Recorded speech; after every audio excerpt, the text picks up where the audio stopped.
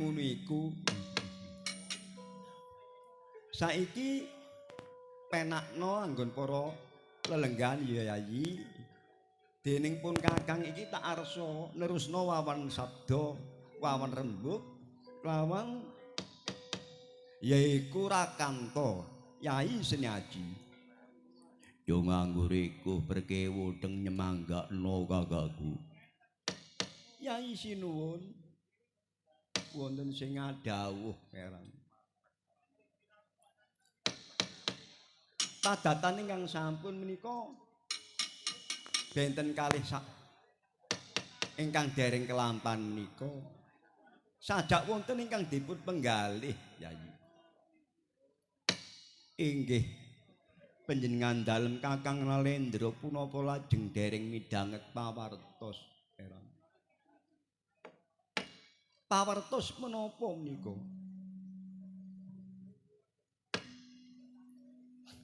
inggih menika Punakawan Jimat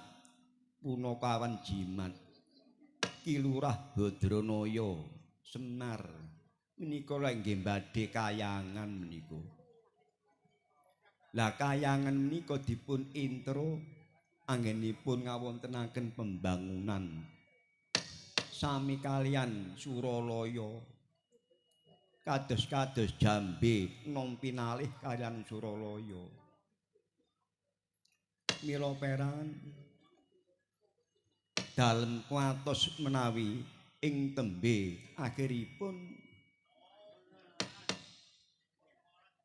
Kakang Semar menika kenging sapu denda durakaning ingkang badhe gesang awit ngembari Junggring Sloka inggih salu murca pundha manik mila peran panjenengan sanget nggih kula ajeng-ajeng kok dadak panjenengan rawuh menika raosipun manah blong raosipun manah menawi saking pamanggihipun Kakang Nalendra kados pundi peran Kakang Semar menika ingkang sampun yeyasa ngawontenaken bangunan ingkang sami kalian Suralaya punapa lajeng boten dipun emutaken punapa lajeng dipun umbar ngelakar awit menika Punakawan Jimat Ngamarta inggih Kakang Badranaya menika ana Kresna mengadang areng taman Surarepa Kresna ngandhanaken Gajah ira tuwara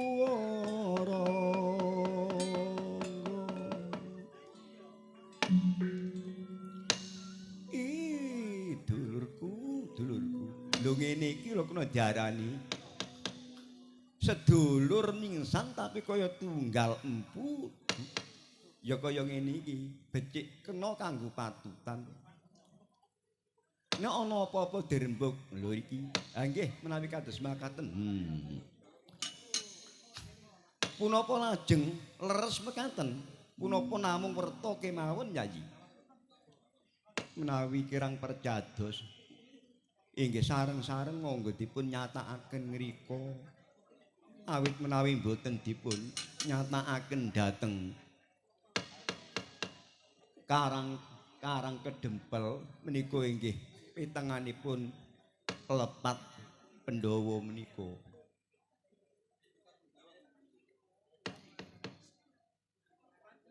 menawi ngaten dipun nyatakaken sekedap kula mboten serujuk kula mboten setuju sineksenan genter pater tinutup pindho kelawan taun dening Kakang Semar menika Punakawan Jimat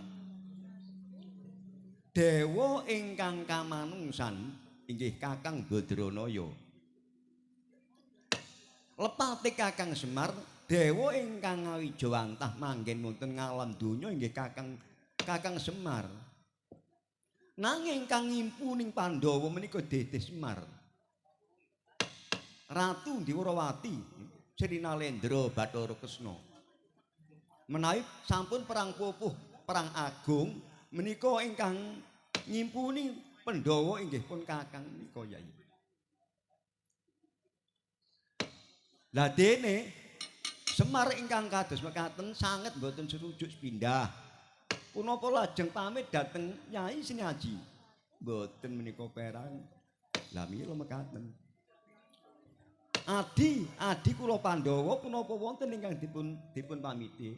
Ugi mboten wonten sedaya menika. Nanging nyata prayekti menawi Kakang Semar menika sampun badhe kayangan ingkang dipun intro kados dening Junggring Sloka menika saged dipun nyatakaken sasarengan lungaten kemawon dados menika mboten werta. Menawi ngaten niki panjenengan lerem wonten niki kemawon. Yayi Pandhawa, adi kula Pandhawa kersane. Kula ingkang boten nrimakaken menawi Kakang Badranaya menika mbangun kayangan. Mangke kula ingkang dipun timbali kelawan Ratu Ningrat Nyawa Sekalir Sanghyang Pratingkah Jagat Girinata. Awit menika punakawan Ngamarta, punakawan Darah Barata. Lah menika kados pundi? Inggih menawi ngaten kula nyatakaken mriku kemawon. Mumpung dereng dados, inggih sampun dados menika perang. Sampun dados. Oh yo. Dereng rampung dawuh pangandikaning Sang Prabu dhateng ingkang Raka. Sri Nalendra Bathara Kresna. Sampun kesaru gegering tamtama selagi jogo. Kaca batur ana lakuning Raja Jundaka kanca wulung ana dalan. Sinten ingkang manjing dhateng pasewakan agung Praja Mbatana Kawarsa. Dutaning Semar mangundi wangsa ingkang sowan Bayu.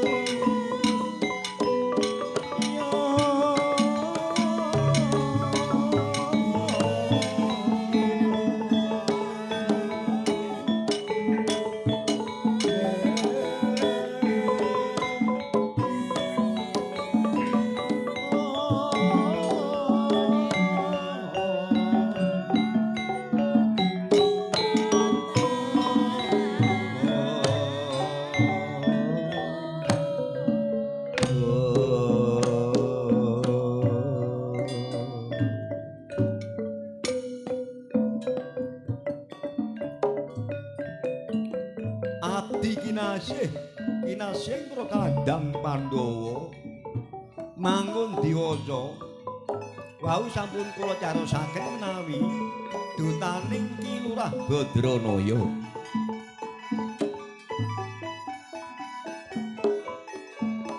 Mbun dawuh pangandikaning Rama Semar Jombloh menika kinen ngaturi dateng Sang Bendara inggih Ratu Ngamarta Kuntadewa kleresan Ratu Ndiwarawati kinersakaken rawuh wonten ing Karang Kadempel sarangan lan mangun diwaca.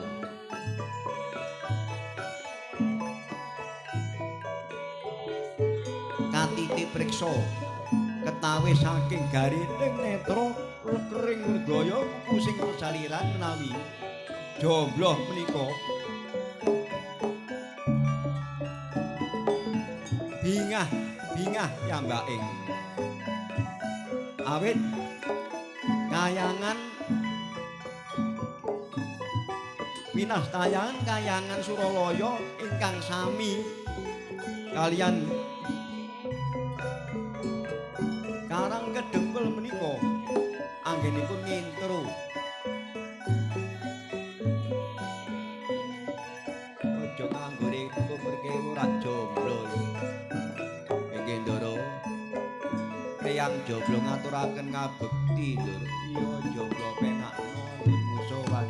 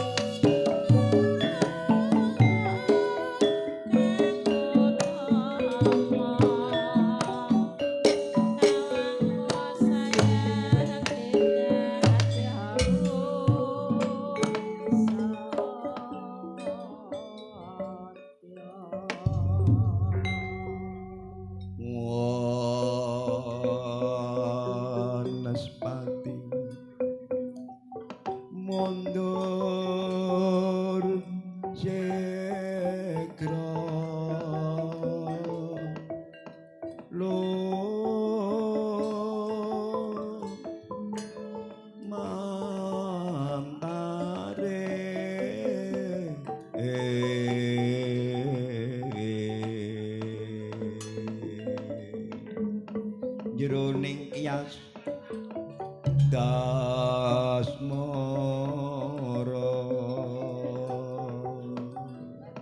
tempu ing asta tangan mewah kere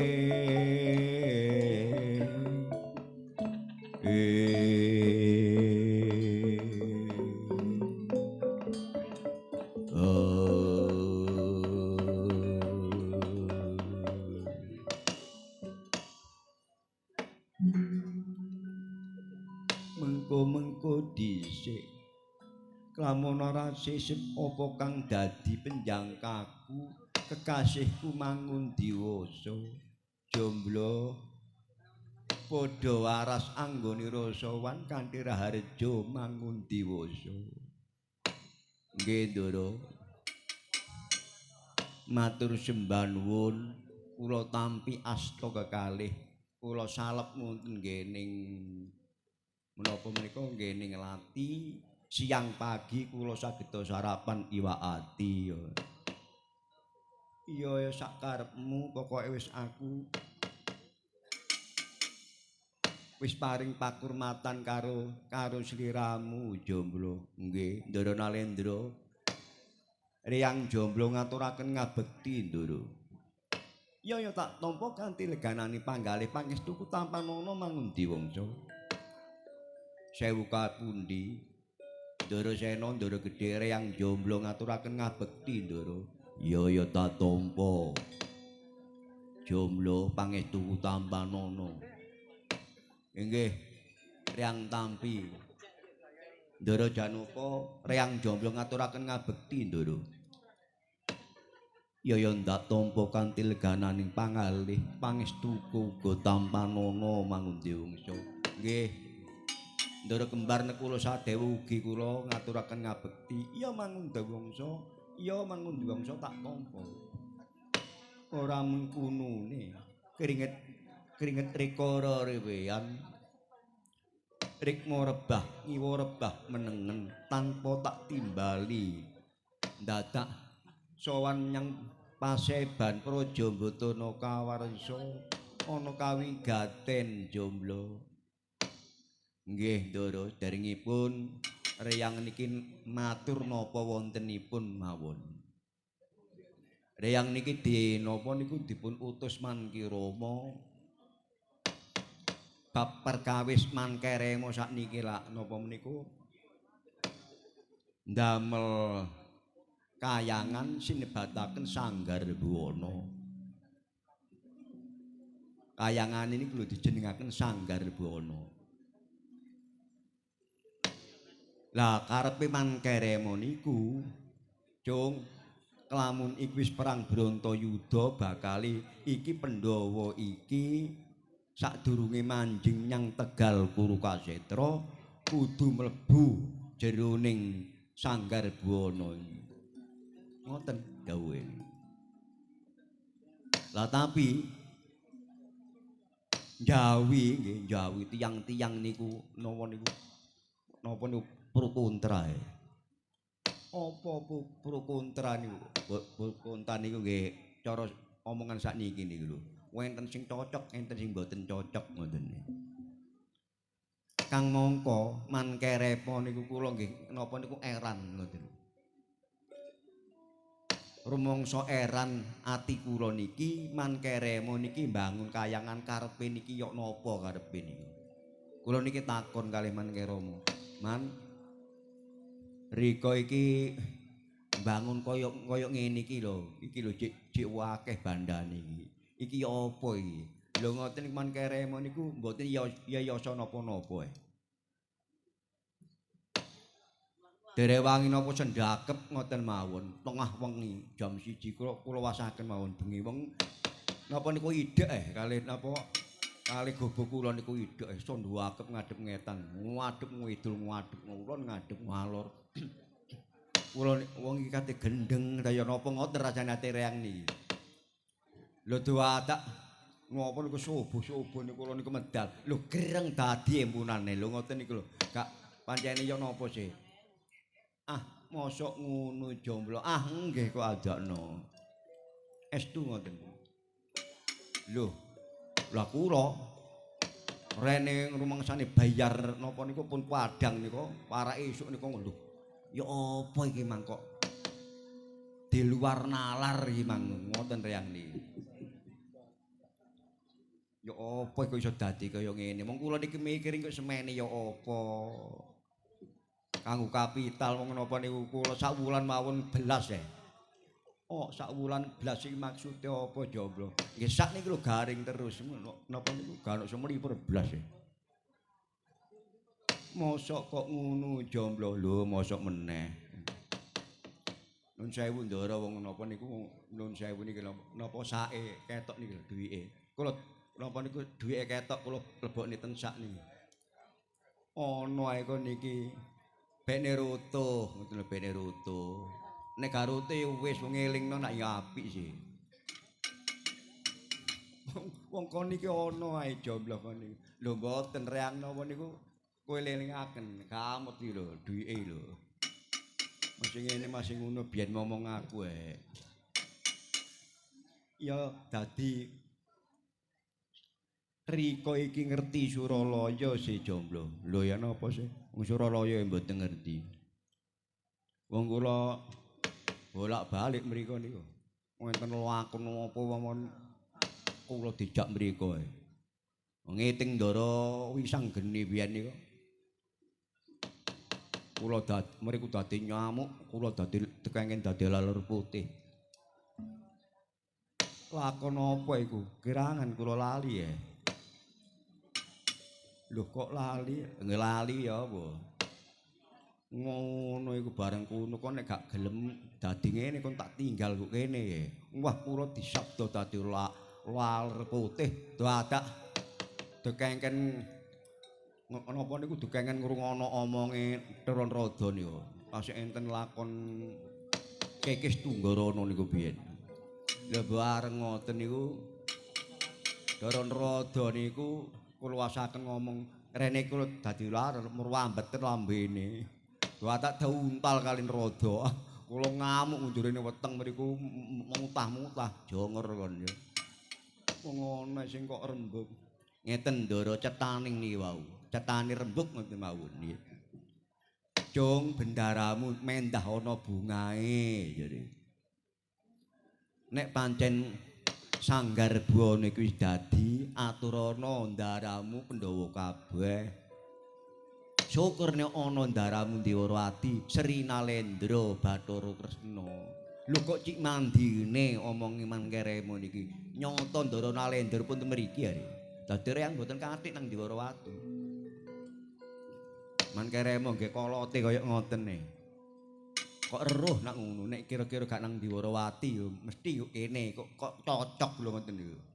Sangone mawon dijauhi sangone 100 iso disangone mok 20 are. Gawe turu kok Gajah Baru gak cukup. Aguh mbok idane awake. Abot-abote dikengken Mangkerama wong tuwa. Ngereyang niki tetep budal. Ndaya-ndaya saking Karang Kletak mriki tebih Ndara. Monggo jenengan reruntungan dateng napa niku Klampis Arum inggih Karang Kletak niku. Kula tak mbobol mawon teko alas selor mriku lang tutuk ah. Lah nek jenengan nggih monggo wong ratu nitih rata nitih kreta monggo. Ngoten lho. Ya aku perlu rumpakan jomblo ngono kathik rumpakan barang kesuwen nek turu budal nek wis ngono ae. Oh gak iso kaya ngono mangun diwongso. Ana Kresna mengadeg sekaring taman.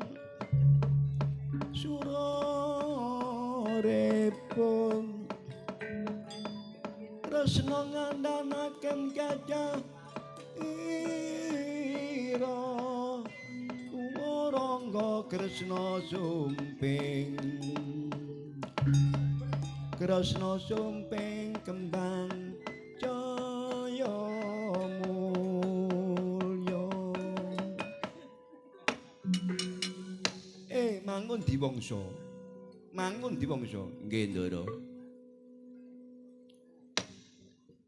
barang sing kira-kira gak gelem iku aja dipeksa ngono nggih nggih apa? Lah nggih mboten dipeksa niku wau.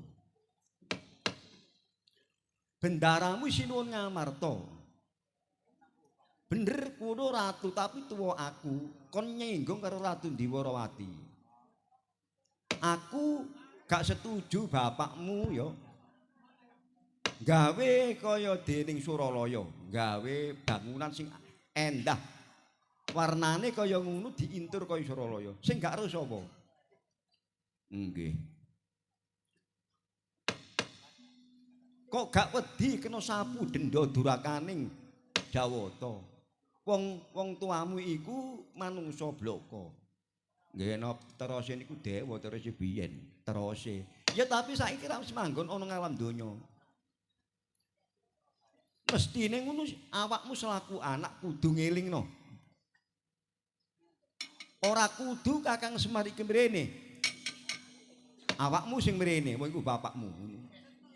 Matur nyang pendaramu Pandhawa kabeh iki njur kaya apa? Becik apa ora? Wong tuamu gawe bangunan kaya ngono iku. Ya kon iki anak sing kira-kira draka kaya awakmu iki. Nek pancen aku teko mrono, aku gak perlu aku nyekseni iku. Sing perlu aku mbongkar bangunan iku. Ono bangkong ledang-ledong tinggi kalarang lo. Soro gondo manjing saru tomo nyangking koto. Nyangking peso kembang poso. Nggih ndara napa niku wantun sing mboten nanging nek matur nggih kudu angsal, nggih kudu pareng. Ya kena-kena ae. Nggih nek kula pikir niku lho, nek kula ngomong ten Dewarawati ngoten munggo ngoten nyengkur nek diarani rembukan kalih lintune ngoten nyengkur. Mesti dhewek niki singgung. Lah tapi Ratu Ngamarta niki Ndara Kunta ditih Ndara Nalendra. Terus mboten napa niku mboten cocok. Niku lho. Lupute napa kok kadang diorat arit niku lho. Ya lupute iku mang, lupute. Lupute napa? Ya lupute kene gak dianggep bendarane.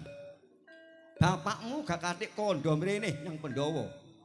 Apa dening nyang Ratu Dewarawati. Kandha enggak? Mboten. Nek mboten niku bener apa luput? Nggih kirangen mboten merek nglakoni man keremo sing niku nggih nek reyang. Ngoten lho. Tapi nek jar kula nggih kersane, nggih kersane. Wah ngene Bang, tak ora tarit iki dina aku budal merono. Kon anake kaya ngene pisan dapurmu, wong tuamu ruh luput gak kok elingno. Kono kawan apa kon iki? Niku jimat. Terus ngoten. Mbundeli omongmu, mbundeli apa ngene kok mbundeli. Masih dhewek nek kaya ngoten kula meksa mbelok kali wong tuwa. Masih keset masih gedebal. Bangun nggih bangun napa niku karep-karepe dhewe. Ya yoso ngeten napa ngeneki ten Ndara Nalendra ngrugekno ya napa ngoten.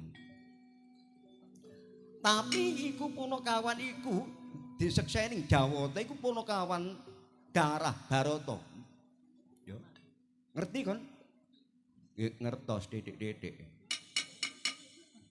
Aku budal. Nek budal timbangane kula niki napa didukani kalih tiyang sepuh Reyang Jombel mbon tau mbales. Napa-napa termantun darat arit ndahne nelongsone man keremo. Kula dhewe nggih nelongso nek maratuwa dikenek wong kaya ngoten niku. Mergo kula nggih kaliman keremo mboten rumangsa salah, mboten rumangsa luput lho ngoten lho Ndara. Catak tak sampean napa niku dipikiraken. Munggo luput kula niku lho ya napa lupute man keremo iki ya napa. Oh iya.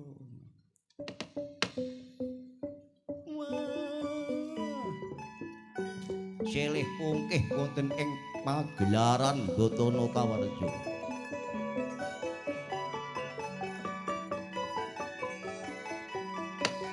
Namun diwangsa boten purun diluputaken. Bela dhateng ingkang Rama Semar. Sajaning Pandhawa menika lerem penggalihing Pandhawa, remen menawi Semar badhe sanggar buwana menika. Kala wau sampun dipun terangaken lan mangun diwangsa ingkang boten setuju namung Ratu Dewarawati Sri Nalendra Bathara Kusuma.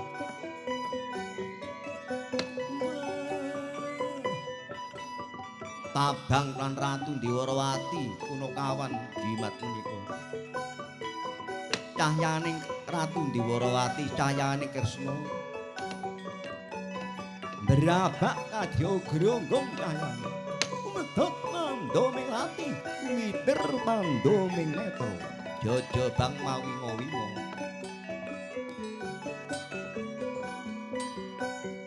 kedadosan ingkang semanten menika ingkang mangertos menawi Ratu Dewarawati duka ingkang mangertos secaki ingkang wonten Jawi Kakang Nalendra iki duka dukane Kakang Nalendra sing ngawiti ya jomblo iki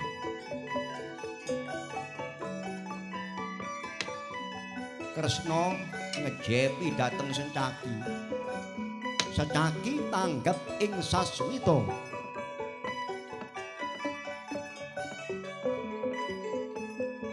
jomblo mboten katalar panjang lan Sencaki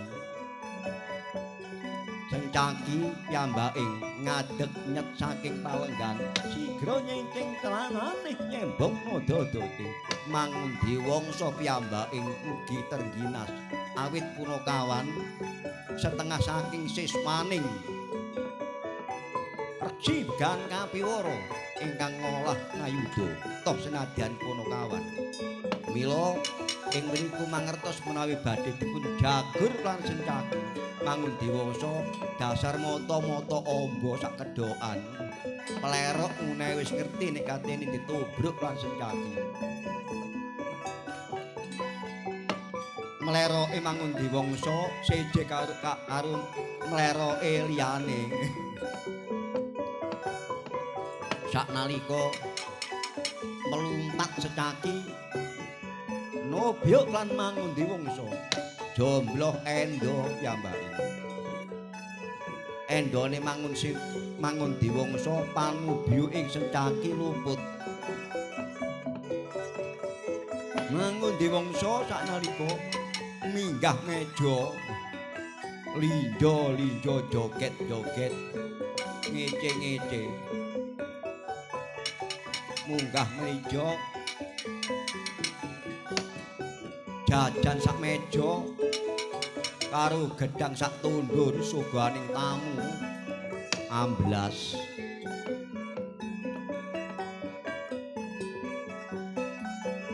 den tututi lan Sencaki piyambake melumpat gawe den bojong lawan Sencaki manjing perseban jobo giyo praja Batana Kawarja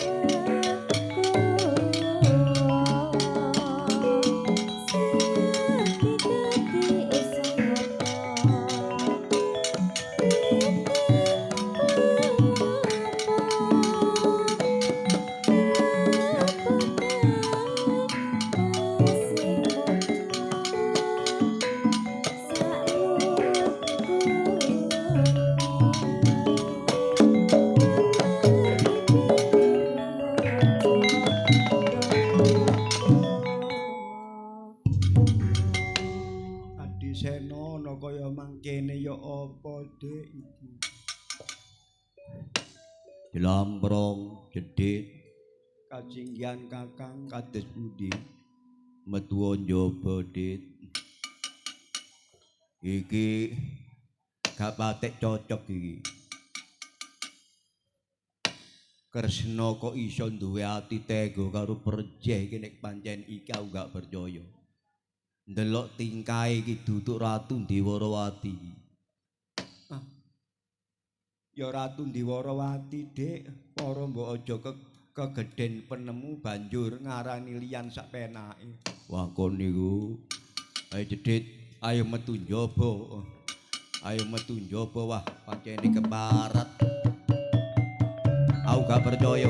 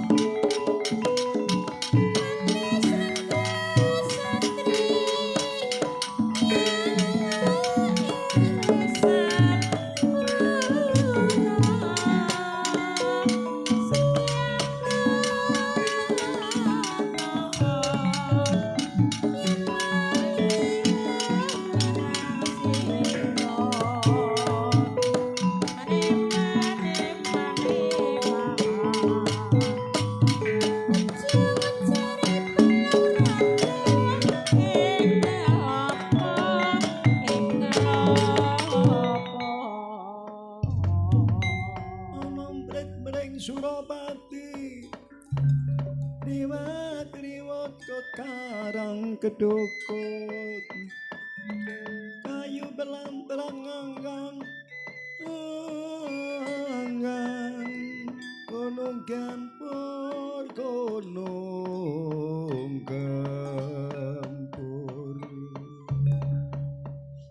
benar indra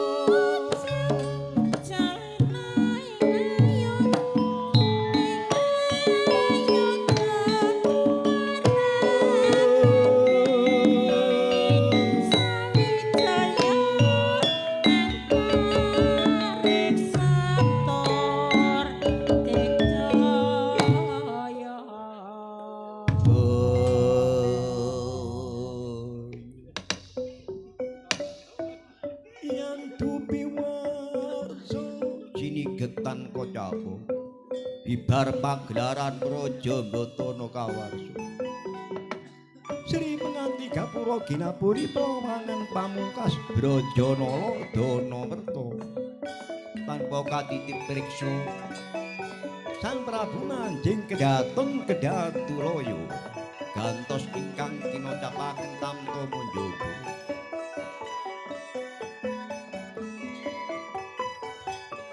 Sami mukul bendhe sekar drima tinabuh ka sigar-sigara kenong sepicak tinabuh kaya pecah. Rincing ing kenali brengenging tulungga gembladaking kreta bledosing selak. Surak ketase wong keplok kaya bedaya. Watak wong karang perdesan ora tau ambu gandaning Sendhawa sareng lambet gandaning Sendhawa. Ribut polahe. Ribute wong polahe kok gabah den interi persasat walang beras den tembang. Rebodaya saling ayung. Teko golong-golong mangetan ana teko ya golong-golong. Bandara ngupaya kawula ngupaya bandara. Ribute wong polahe kaya dening selo bekiti. Selo tepangaraning watu bekiti semut. Kaya dening semut geramang kang saka ing sala-salaning watu. Kocap sinten ingkang medal dhateng wewengkon madyaning alun-alun Ngamartalaya mriku. Mangundi wangsa ingkang dipun bojong lan secaki manjing dhateng ing Perseban Jaba.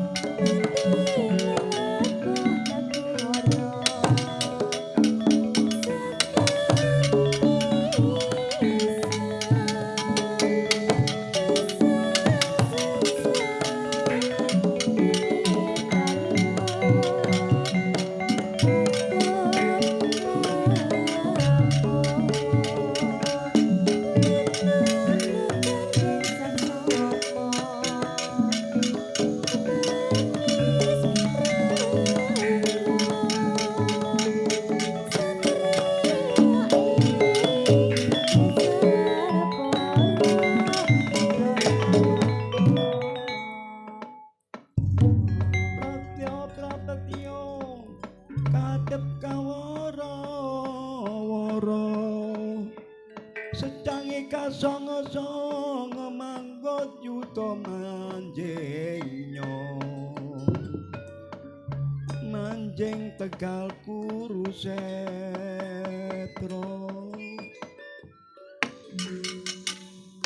Manasati sak bener-benere jomblo gatelno kepikiran kon. Gatelno kepikiran apa gatel-gatelmu dhewek. Bakon gatel, bakon keroken. Manasati. Ngedekne niki Manasati. kon wani maneni karo Kakang Nalendra. Maneni karo Kakang Nalendra. Wis aja kathik kon takon luput kon mengkerik mesti kon nak wani musuh karo aku karo Kakang Nalendra kon wani. Lho, ki dhisik iki ya ngono pisan iki. Dekne niki gak aruh perkarane, gak aruh apa. Kok dekne wau kajenge napa ndugang kula niki lho, slamet endo aja ngono gak. Remek awakku. Ngene lho jomblo. Lugune ngono kon iki wong sing kira-kira ora genah. Nek tak dulu mendelike matamu kon kaya dene wong kesurupan, gak ngerti nek aku iki bendaramu gak ngerti. Lho, reang niki ngerti lho. Ngerti lho. Lah kon mengkerik sing kula kira-kira iki sing kula waneni niku mboten perkara secakine, salahe sing kira-kira. Ya nek pancen kaya ngono wis ngene ae wis. Kon iki niatmu metu ora ngajak antem-anteman ngono sih. Kon maneni karo aku. Lho lah nggih, sing kula waneni niku mboten perkara ndara secake. Sing tak waneni keluputane mergo dekne niki mbelo wong luput. Salah lho dekne niki. Kok iso kon ngomong awakku salah. Ha ya apa rek wong iki. Ngene lho Ki Uki tak kandhani kon iya nek iko Bathara Kresna lha nek duduk ngono lho. Nek duduk pamane. Bagaimana mungkin ora mungkin barang. Lho ngoten lho. Dadi nek reyang niki diarani wani. Ket mang wanine ket mang. Ora saiki tok, masih kok kono mang wani wisan reyangi. Saking sukan karo Ndara Nalendra, Ndara Ratu Ngamarta, Ndara Gedhe, Ndara Nekula Sedewa. Reyang niki duwe aturan sedeng reyang iki Panakawan. Lho, Panakawan sing kaya reyang niki ngrumangsani nek reyang niki kesek gedibal iki duwe aturan nih. Lah secaki jare ning patih. Gegeduking Dewarawati. Lho reyang kok gati dilarak kati diajar. Nun sewu niki. Sedeng cacing mau nek dicaki kloget-kloget. Reyang maneh menungso lho ngoten lho. Ngrumangsani gak salah gak luput. Kan gitu, Bos. Wah, omongmu kok olak-walik paribasane, tapi kon tetep tak dadekno bebandan. Lho nek ngoten nggih kirangan. Kula tetep mbelo kalih kamanusan kula. Umpami kula niki mati. Umpama mati ya. Mati saiki ya kira-kira mbelene apa sawah ya gak gablek. Umpamane mati besok ya la apa lho. Pun pasrah kula. Tapi tetep reyang niki mbelani karo wong tuwa. Kaliman keremo. Ngoten lho. Tinimbangane kula nrimo padukan ya. Tinimbangane aku nrimo padukan teko man keremo. Luwung aku tukaran karo wong lho. Mergo iku wong tuaku arek. Lah nek ngono kon sedya wani mungsuh karo aku ngono karepmu kon maneni lho.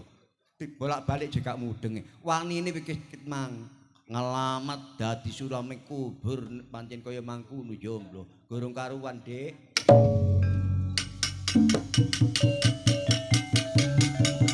Bosen urip wong.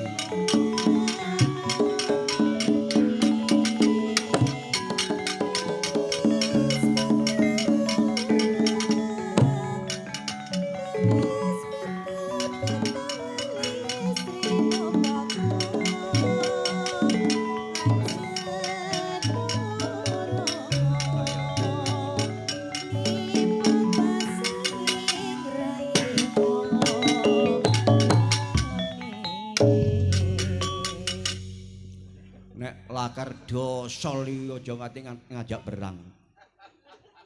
Ndoprok ae kon perang model apa kon iki? Lho. Masih ndoprok wong ngatasi lho, Dik. Nyukupi, mung kon ndoprok tak rawangi ndoprok ambak ame Senin Kemis ngene lho. Ya tapi aku iki satriya adoh modar nek kaya watek ing prajurit. Walah, wong kene iki murid Pak Wira, ya tak ladeni ngono bloko kok repot dadan.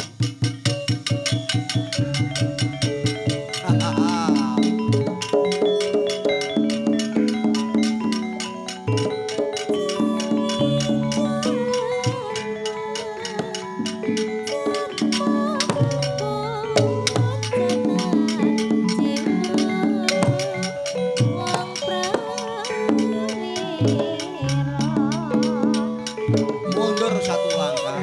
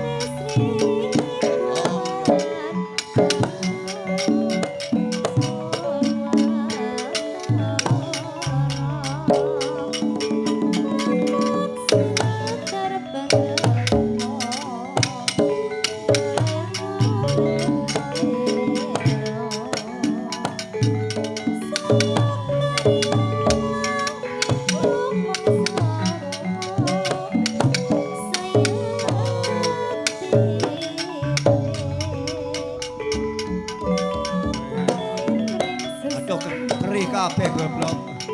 Ana untune kerih. Pak Wira.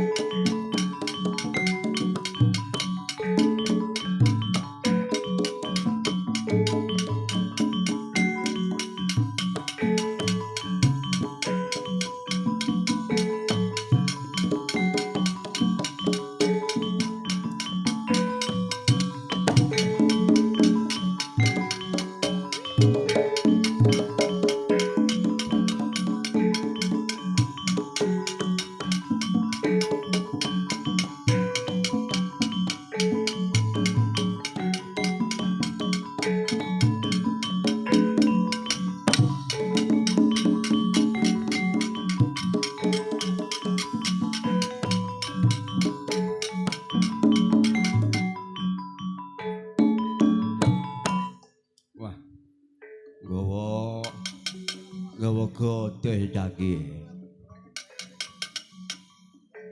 Ya. Wah, nek ancene ngono tega mentolo temen karo Reyang. Apa rek? Bendo iki gak patek makan. Loh, iki kok ya kok dhisik. Pekno gejik nang sawah lor ngono nyeleh.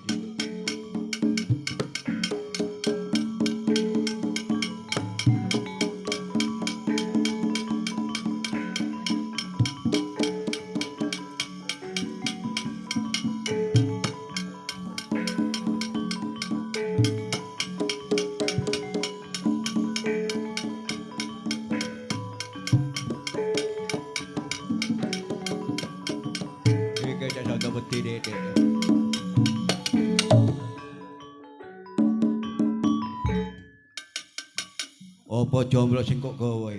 Lah dekne nggawa apa? Godo. Ribu sono. Ae ku nek ngeneki lak remuk ndase reang iki kok. Mergo kon manasati. Ket mang nak manasati wis kon tak sebet karo godo iki jelas kon dadi bebantan iya nek kenek durung karuan. Lho angel rek areke ya. Oret. Lho angel ya. Lho nek iki mung tak ketno oh niku sakjane aku eman lho karo adekne. Bongko dekne. Lho nek iki ketek ngene ya. Ngene iki tak tarik seret rutuh ya. Iki tak olehno gedhike ae.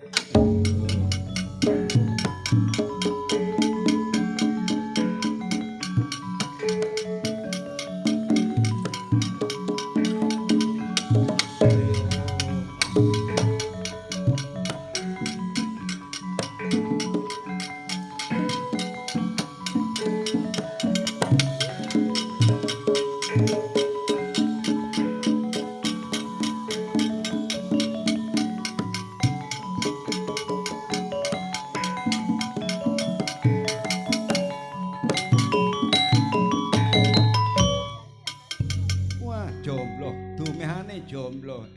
Putra-putraku Pandhawa. Kono ana Antarja. Inggih wonten dawuh Kanjeng Wa. Sik sambungen kahananing yaiku Sencaki. Sing ora kelar musuh jomblo. Suwawi kula atur kantun pinar londhet batang muwun.